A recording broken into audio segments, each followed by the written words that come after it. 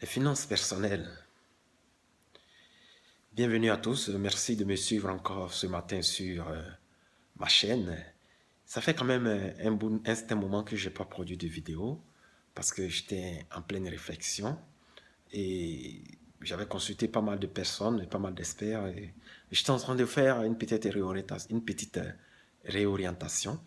Est-ce qu'il fallait que je me concentre uniquement sur l'impôt des particuliers ou parler de l'investissement, notamment l'investissement boursier, ou continuer de faire un peu de généraliste, donc les finances personnelles. Mais un petit bref, et puis avant de terminer cette vidéo, je vais vous dire exactement où j'ai décidé de m'orienter. Mais un petit rappel, sachez que moi, depuis que j'ai commencé cette chaîne YouTube, je n'ai parlé que des finances personnelles. Et comme je le disais, les finances personnelles, c'est notre vie financière de tous les jours.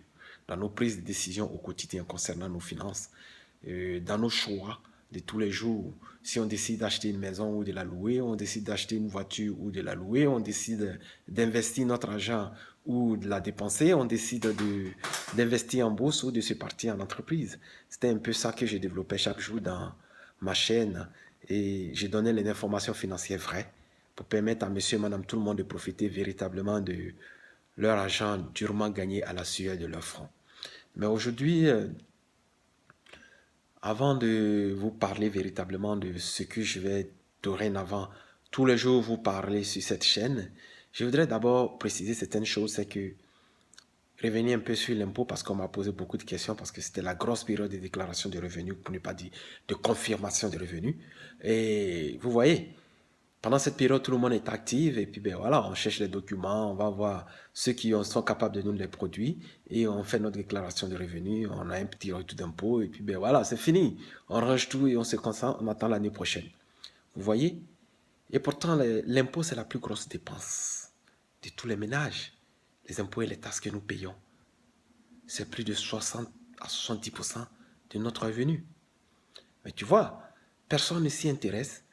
On prend, on attend cette petite période-là, on fait, et puis ben voilà, on n'en parle plus, on attend l'année prochaine. Vous voyez? Et comme je l'ai dit, le gouvernement, c'est sa source de revenus, l'impôt. Et avec cet impôt, il fait face à ses charges. Les services publics, les écoles, les hôpitaux, l'armée, nos défenses, tout ça. Donc, c'est important.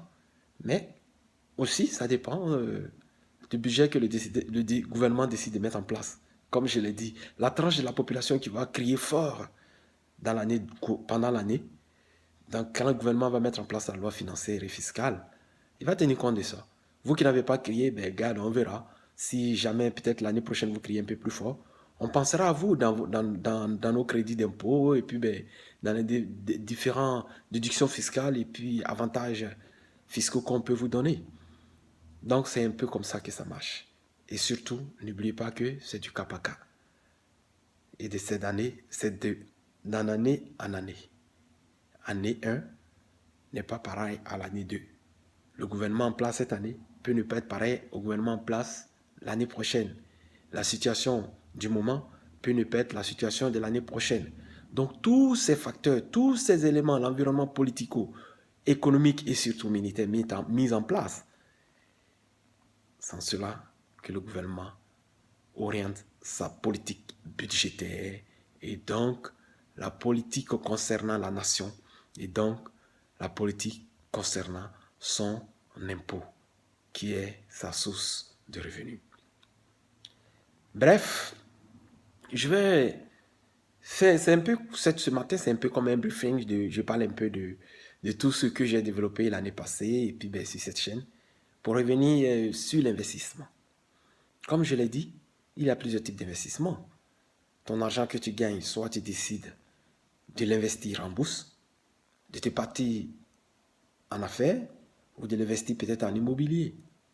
Mais tout compte fait, avant tout investissement, il faut prendre la peine de connaître les fondamentaux légal, financier et surtout fiscal dans le domaine où tu veux t'orienter.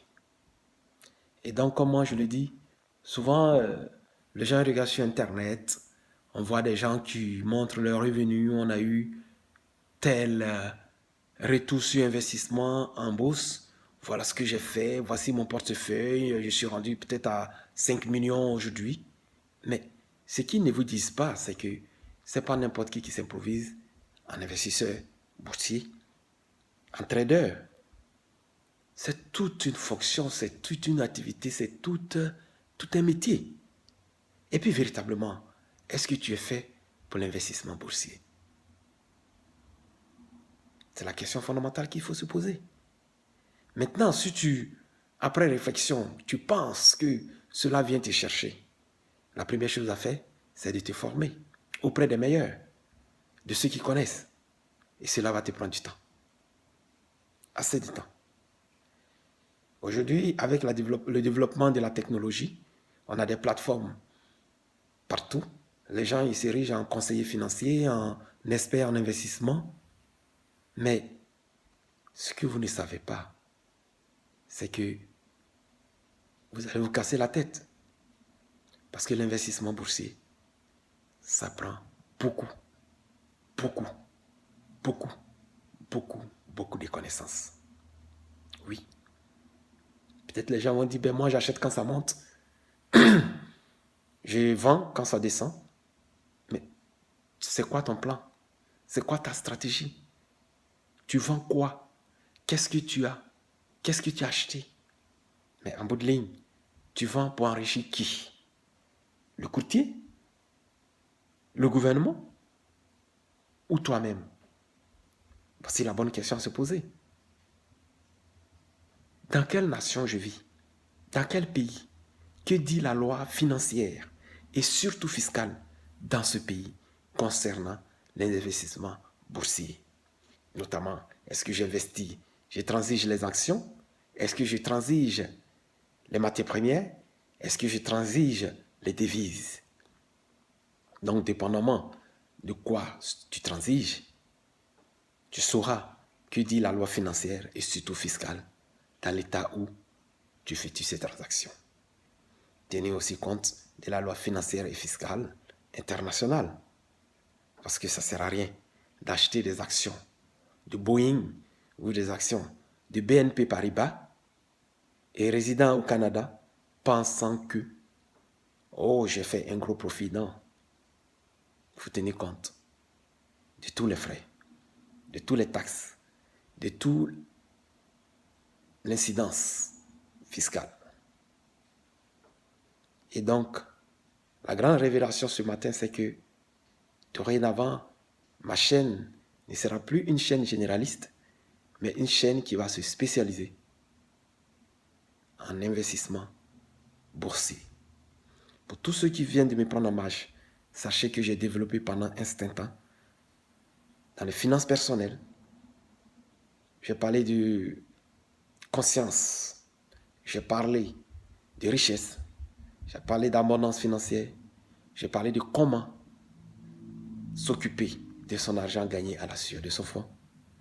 Maintenant, je vais parler de comment l'investir. Et donc, cette chaîne va parler dorénavant de l'investissement boursier. Parce que j'ai constaté qu'il y a trop d'erreurs. Je regarde les vidéos sur Internet. Les gens ils commencent par la fin. Au lieu de parler d'abord des fondamentaux, de qu'est-ce que c'est que l'investissement boursier. Et si vraiment je mets mon argent, qu'est-ce que je peux avoir comme retour sur investissement.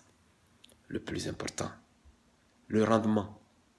Donc, c'est pourquoi moi, maintenant, je vais parler uniquement de l'investissement boursier et surtout de l'incidence de l'impôt sur notre rendement boursier. Investir à la bourse, c'est très facile, c'est à la portée de tous, mais il faut prendre la peine de comprendre, de connaître, de savoir où on va, de savoir ce qu'on veut et de savoir ce qu'on attend sur le retour de notre investissement. Merci de m'avoir suivi ce matin. Partagez cette vidéo, likez-la, parlez à vos amis, vous qui me suivez, vous qui allez me prendre en marche. Sachez que dorénavant, je vais me spécialiser et parler uniquement d'investissement en bourse. Merci de m'avoir écouté ce matin. Passez une agréable journée. Merci. Ce fut Jean-Marc Eti pour vous servir.